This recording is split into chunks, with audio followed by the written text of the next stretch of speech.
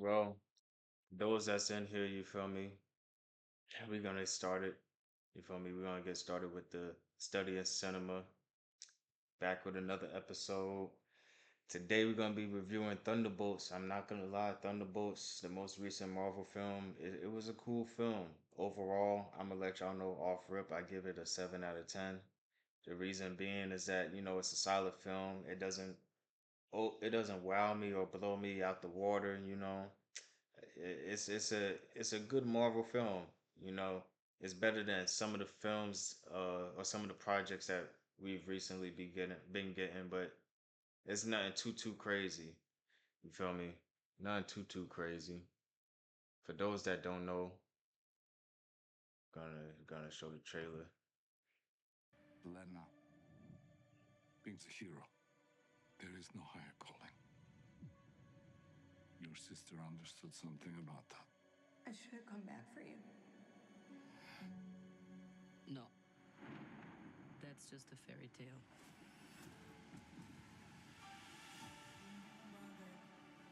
I was in high school when the Avengers came.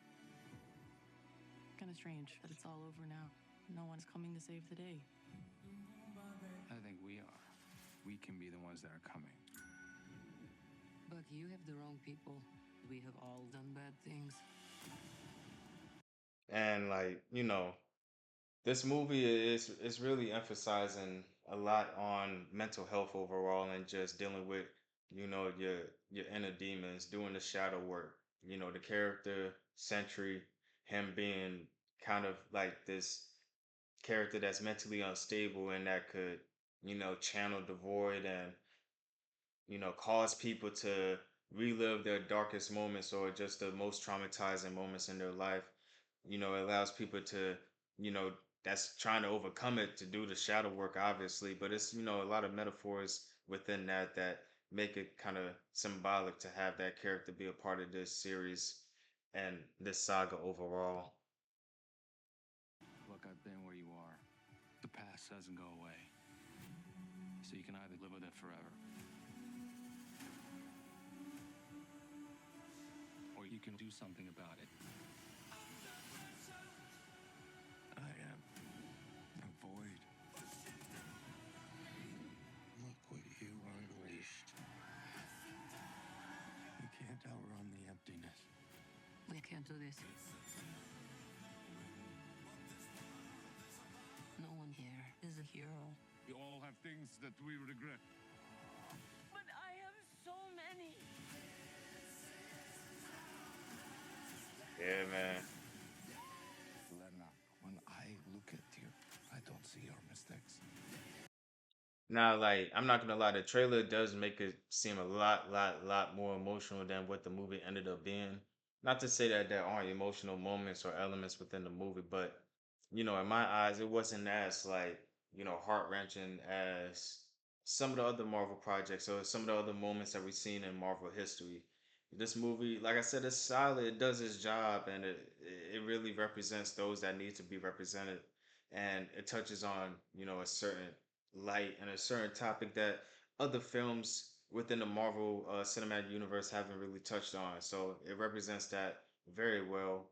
But this trailer does make it seem like it's a lot more emotional, or that certain people are gonna go through certain trials and griefs and stuff. But I didn't get that from the film. That's why we need each other. We can't stop him alone. No one can. But we can find a way. Together. Marvel Studios Thunderbolts. Yeah, man, they had that asterisk at the end for a reason. For those that seen the movie, obviously y'all know that the title got switched to the New Avengers. With that being said, I feel like the way that this story is gonna go, leading into Doomsday, we're gonna get kind of four different teams. We're gonna get the Fantastic Four, the New Avengers, which is the Thunderbolts. We're gonna get the reincarnation of the original Avengers, led by Anthony Mackie's Sam Wilson, and then we're also gonna get the X-Men characters from an alternate universe, either the Fox universe that we saw growing up or like a spin on that universe in itself. But I feel like we're gonna get a culmination of those four teams and them dealing with each other and then dealing with Doctor Doom.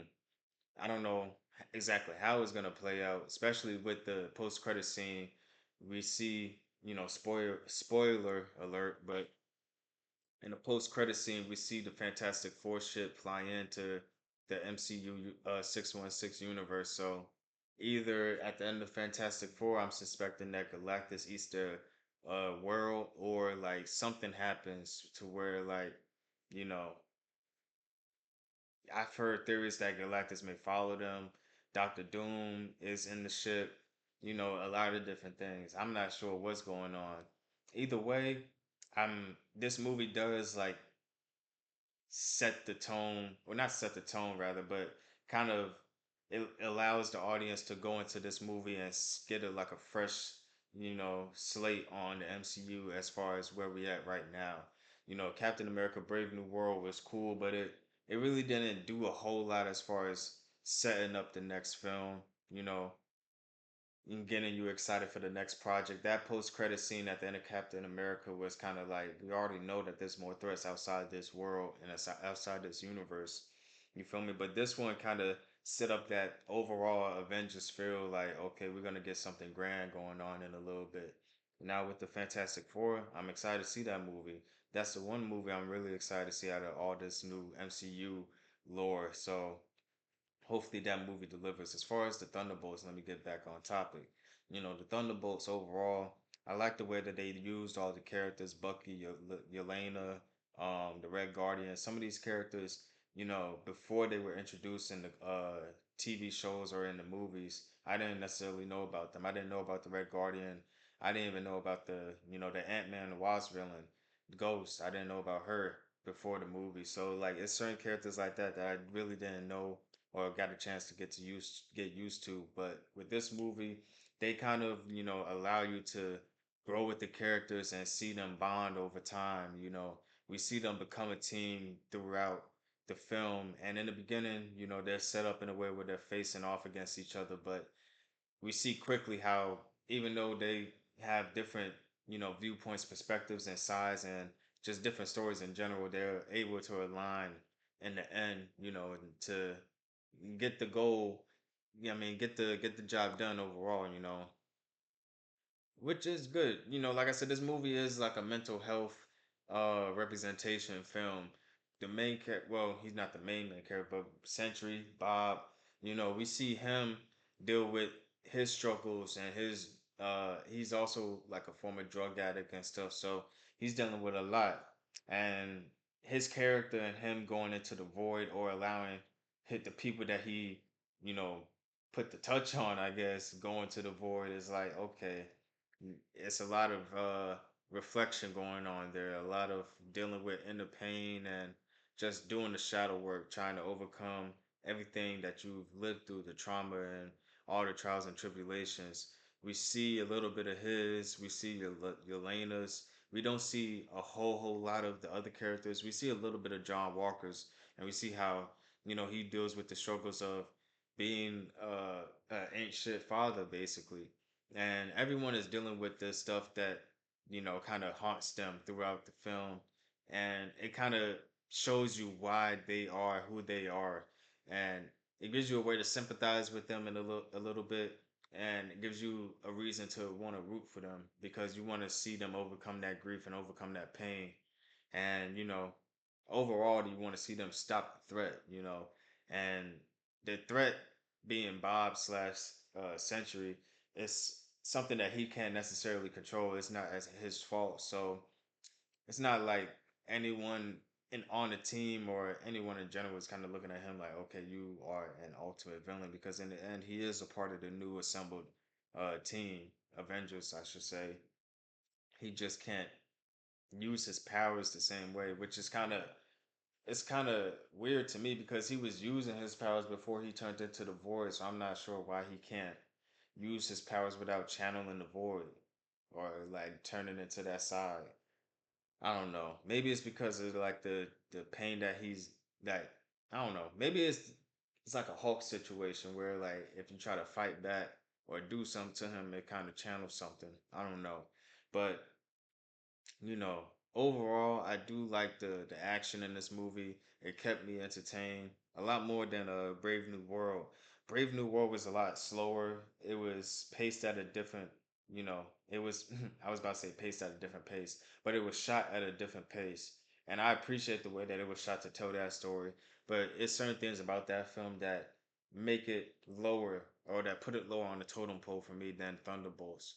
Overall, I feel like Thunderbolts was a solid film, and it didn't really pull too much from other films to try to form an identity. It kind of had its own identity going into it because it was built off the backs of, these characters that had been part of the foundation of other projects. So, they came in with their own backstories and their own, powers and things like that. There was no real origin story to any of these characters. So we just saw them get right into it. And for those that kept up with all the Marvel projects, you know, this movie was one of those ones that you could appreciate because if you saw Falcon and the Winter Soldier and you saw Black Widow when it first came out and things like that, then you see the culmination of all of those projects come together within this film.